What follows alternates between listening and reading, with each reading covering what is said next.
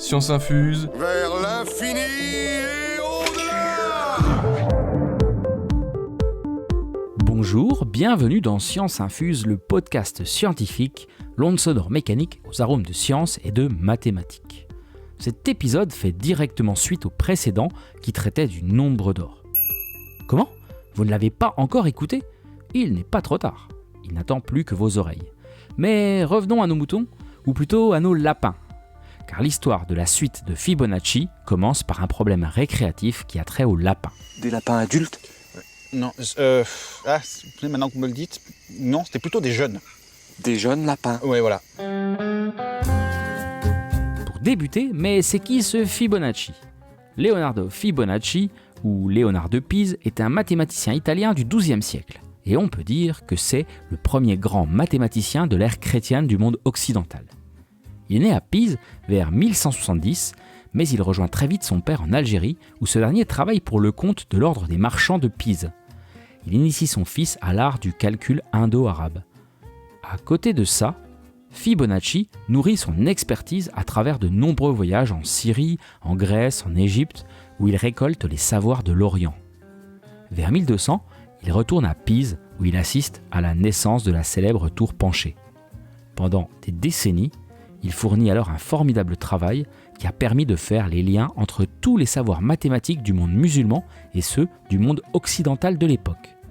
Entre Diophante et Fermat, personne ne fit autant progresser la théorie des nombres que Fibonacci. Un grand homme. Il marquera l'histoire.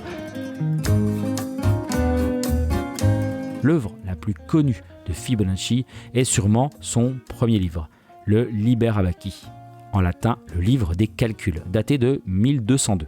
On peut dire que c'est lui qui popularisa définitivement en Europe la numérotation indo-arabe. Le Liber Abaci contenait aussi de petits problèmes. C'est dans l'un d'entre eux, concernant la reproduction des lapins, qu'est introduite la célèbre suite de Fibonacci. C'est une énigme. La suite de Fibonacci est donc née autour d'une énigme.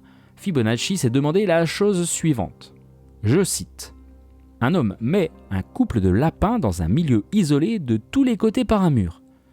Combien de couples de lapins obtient-on en un an si chaque couple engendre tous les mois un nouveau couple à compter du 3e mois de son existence ? On arrive rapidement à 1, puis 1, toujours au 2e mois, puis 2, puis 3, 5, 8, 13, 21, etc. Vous l'aurez compris, pour obtenir un nombre, il suffit en réalité de prendre les deux nombres précédents et de les additionner. 1 plus 1, 2, 1 plus 2, 3, 2 plus 3, 5, 3 plus 5, 8, 8 plus 5, 13, etc. C'est ça la suite de Fibonacci. Et avec le langage des suites mathématiques, en notant U indice n, le nombre de lapins, le nème mois, on obtient U indice n plus 2 est égal à U indice n plus 1 plus U indice n. C'est ce qu'on appelle une suite récurrente, linéaire d'ordre 2, car on a besoin de deux termes pour avoir le suivant. La suite de Fibonacci peut être considérée comme le tout premier modèle mathématique en dynamique des populations. Et cette suite recèle bien des mystères encore non résolus. Un parmi tant d'autres, contient-elle une infinité de nombres premiers ? Eh bien, on ne sait pas encore répondre parfaitement à cette question. Mais cette suite possède aussi beaucoup de propriétés. Et on pourra commencer à s'intéresser au rapport de deux termes consécutifs. Rapport, bien évidemment, non constant, mais qui, en revanche, se rapproche toujours plus d'un nombre limite, 1,61803, etc., qui est le nombre d'or, phi, dont on a parlé dans le précédent épisode de Science infuse. La boucle est maintenant bouclée. La suite de Fibonacci est donc une suite convergente de limites phi. Le nombre d'or est intimement lié à la suite de Fibonacci. Autre curiosité, vous connaissez le triangle de Pascal ? Bah non. Mais si, vous savez, la construction numérique triangulaire qui donne les coefficients binomiaux. Le nombre de parties de k éléments dans un ensemble de n éléments. Bah non, y a pas, je vois pas. On s'en sert pour développer les binômes en algèbre, comme les identités remarquables, en dénombrement ou en probabilité.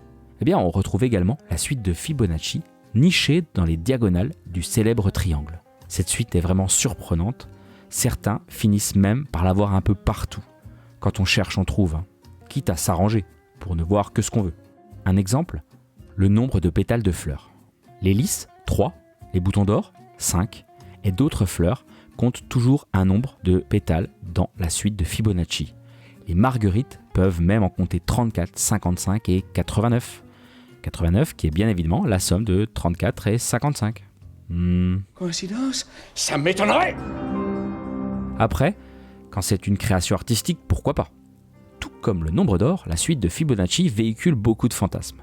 Dans la pop culture, on la retrouve dans le Da Vinci Code de Dan Brown, le film Crime à Oxford, les séries Alias, Fringe, Esprit criminel, Chuck, Numbers ou Lost bien sûr. 1, 3, 89. Tous des nombres de Fibonacci. Parlons peinture. Georges Seurat, un des représentants du pointillisme, fait apparaître cette suite dans son tableau La Parade du cirque, à travers des groupes de personnages de 1, 2, 3, 5 ou 8 personnes. J'aime beaucoup ce tableau. Vous n'êtes pas sans savoir que les maths et la musique entretiennent des liens très serrés. David McDonald, lui, est un pianiste américain très brillant qui officie en particulier sur sa chaîne YouTube A Song Scout.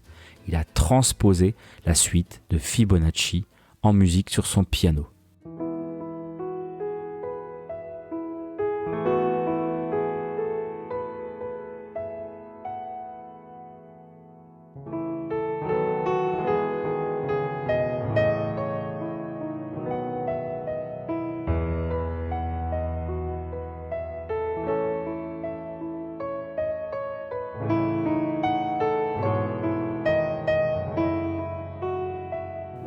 Magie des mathématiques.